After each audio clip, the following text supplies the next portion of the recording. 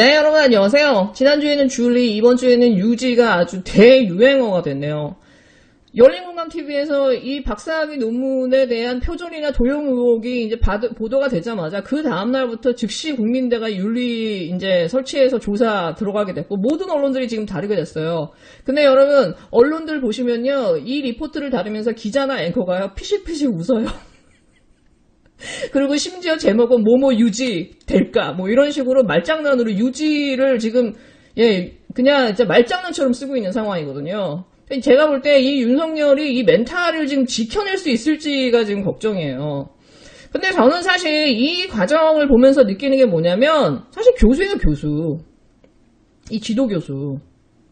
아무리 대한민국의 이 대학원들이 이 장사해가지고 학위 장사하는 걸로 유명하지만 이 정도 수준이라고 하면은 이 교수는 본인의 최소한의 이 교수로서의 자격도 없고 본인의 그 자교수로서의 명예심이나 이 전문성도 없는 사람인 거거든.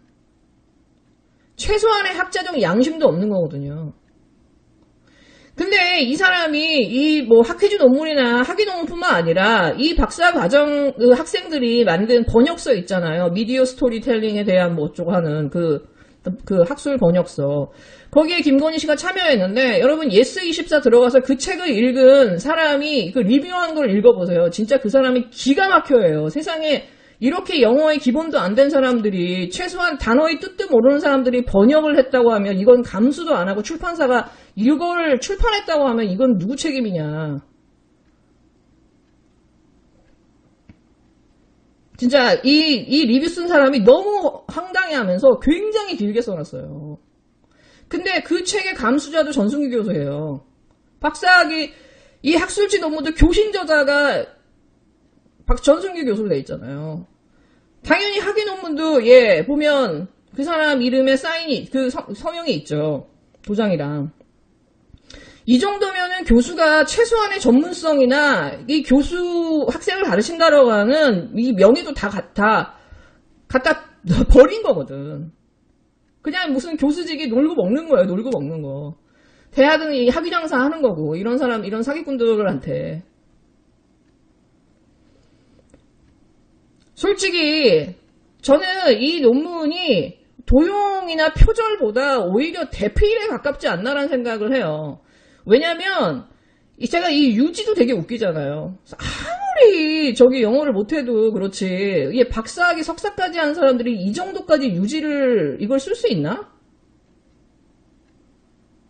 이건 좀 아니잖아요, 솔직히. 아니 그리고 다른 논문도 마찬가지예요. 영어처럼 보면은 영문이 다 틀려요. 그냥 단순히 오타할자가 아니라고요. 그리고 학술지 논문이나 이게 보면은 뭐 디지털 타임스나 이런 뭐 조선일보 기사를 통째로 갖다 다 박아놨어요. 양심이 있었으면 문장을 바꿨을 텐데 아예 모르는 사람이 했기 때문에 이런 일이 벌어진 게 아닌가. 참사가 벌어진 게 아닌가. 근데 여러분 이 코로나 콘텐츠를 보시면 김건희가 이사만이 아니에요, 여러분. 최은순도 이사로 있고 이 350억의 잔고를 위조했다고 하는 김예성이라는 사람도 얘 이사로 등재돼 있어요. 그러니까 한마디로 이 가족 이 그냥 사기꾼들 집단인 거야. 이 사람들이 막 2조 자코메티 막 2조 5천억짜리 마크로코스전을 막 기획한 회사입니다.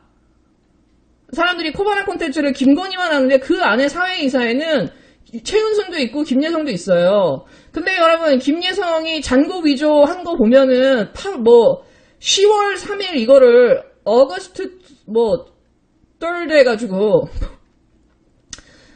8월을 넣어놔서 8월을 그러니까 10월을 영어로 몰라서 어거스트라고 쓴 사람이에요. 그러니까 제가 볼 때는 여기에 이런 걸 위조하고 이런 서류들을 이 조작해주는 담당하는 사람으로서 그 사람이 1인의 역할을 하고 이 여자의 이런 이런 레포트를 대필해주고 이런 거의 역할까지 다 했나?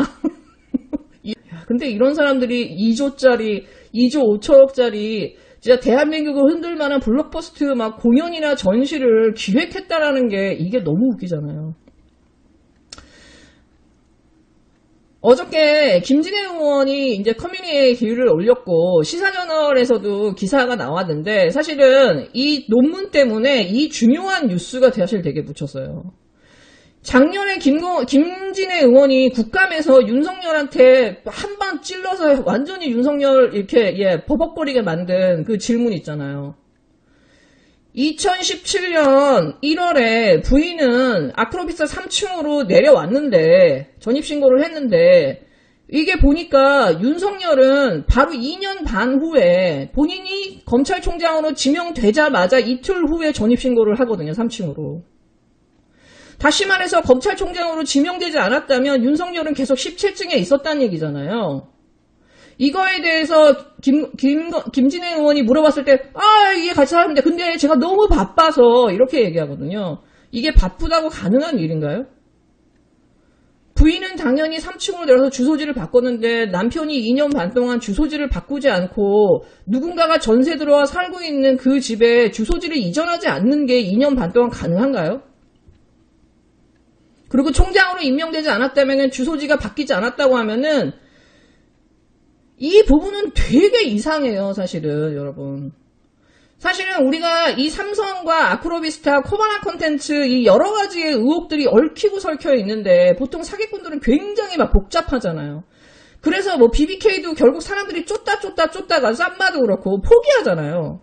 근데 이것도 사실 되게 비슷해요. 절대 어떤 것을 단순하게 만들어 놓지 않고 단 하나의 단서만이 존재합니다. 근데 어저께 시사저널에서 굉장히 재밌는 그 기사를 줬는데 여기서 이렇게 그림으로 이렇게 보여줘요. 2006년에 김건희가 3층 아크로비스타를 매입했고 2010년 10월에 삼성전자가 전세권 설정을 합니다.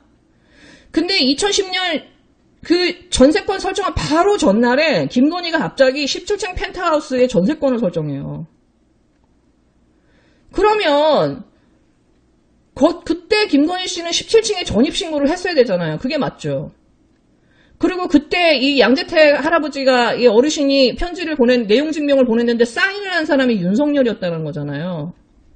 김건희가 안 하고 윤석열이 받았다라는 거예요. 다시 말해서 윤석열은 그 17층에 살고 있었다라는 거잖아요. 김건희가 펜트하우스에 전세를 놓고. 근데 웃긴 게 뭐냐면 윤석열하고 김건희는 결혼을 2012년 3월 11일에 합니다. 17층에다가 전입신고를 한 건요, 2012년 4월이에요. 이 김건희 씨도 그렇고, 윤석열 총장도 그렇고, 이 사이에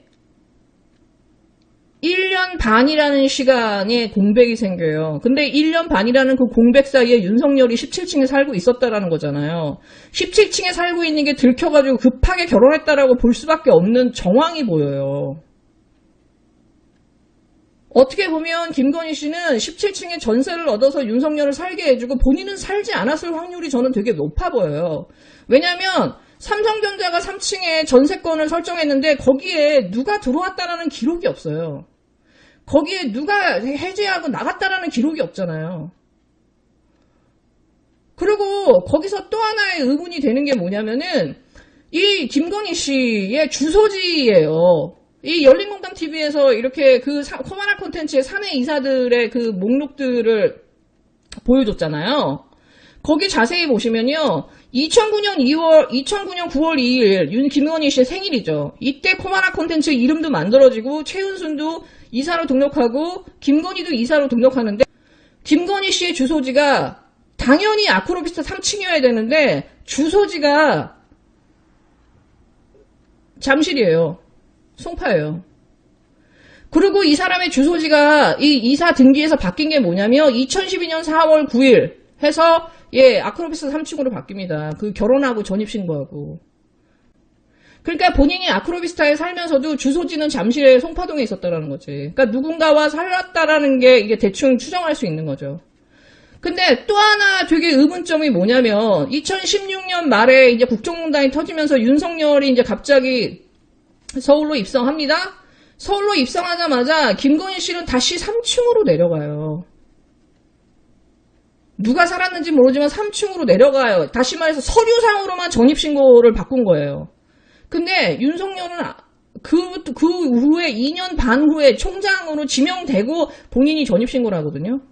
서류상으로는 이 부부가 같이 살았지만 이 둘의 행동한 걸로 봐서는 이 김건희 씨는 3층에서 쭉 살았고 윤석열은 17층에서 쭉 살았다라는 하는 어떤 정황을 느껴질 수가 있어요. 마치 이 두 사람은 처음부터 그냥 비즈니스를 위해서 만나서 어쩔 수 없이 뭐 들키다 보니까 서류상으로 혼인을 하고 그러고서는 그냥 각자의 길을 갈았던 17층의 용도와 3층의 용도가 전혀 달랐던 그렇기 때문에 거기에 뭐 김범수와의 동거설도 들어올 수 있는 게 그거 같아요. 서류상의 어떤 이런 걸 다 포기하고 한 인간을 인간대의 각자의 욕망에 비추어 본다고 하면은 어떻게 보면은 이 김 씨는 3층에 윤 씨는 17층에 계속 살았을 확률이 높고요. 윤석열이 검찰총장으로 지명되지 않았으면 17층에 있었을 확률, 그냥 그대로 살았을 확률이 되게 높죠. 그러면 이 총각이 50 넘은 윤석열이 17층의 펜트하우스, 100평에 가까운 펜트하우스는 왜 필요했을까? 도대체 이 17층의 용도는 무엇이었을까라는 생각이 듭니다. 게다가 윤석열은 대구에도 있었구만 이랬는데. 저는 거기가 어떤 검사와 특수부들의 아지트이거나 그 윤석열의 그냥 개인사 생활을 위한 공간이 아니었나라고 저는 추정이 돼요. 왜냐면 이 특수부들이 만나서 맨날 사건 조작하고 사건 만들고 하려면 여러 사람들이 모여서 서로 말을 맞추고 이거 합을 맞춰야 된단 말이에요. 근데 왜 이 사람들은 굳이 아크로비스타 같은 이런 주상복합 고급 주상복 아파트를 선호했을까? 비밀이 보장이 되잖아요, 여러분. 일반 아파트는 보장이 안 돼요. 엘리베이터를 따로 쓸 수가 없으니까. 근데 이런 타워 팰리스나 아크로비스타는 이 펜트하우스나 이런 이 초고층의 이 펜트하우스급들은 그 주차장이나 엘리베이터 다 따로 쓸 수 있어요.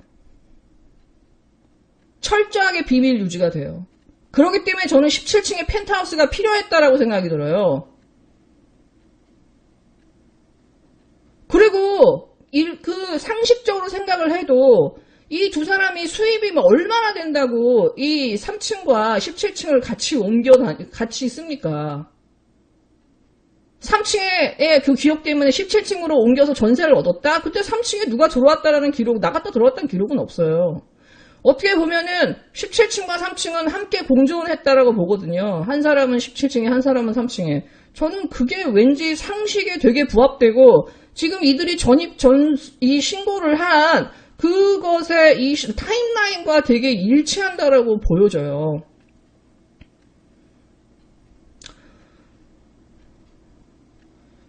윤석열이 서울중앙지검장이 되기 전에 이제 이재용은 감옥에 갑니다.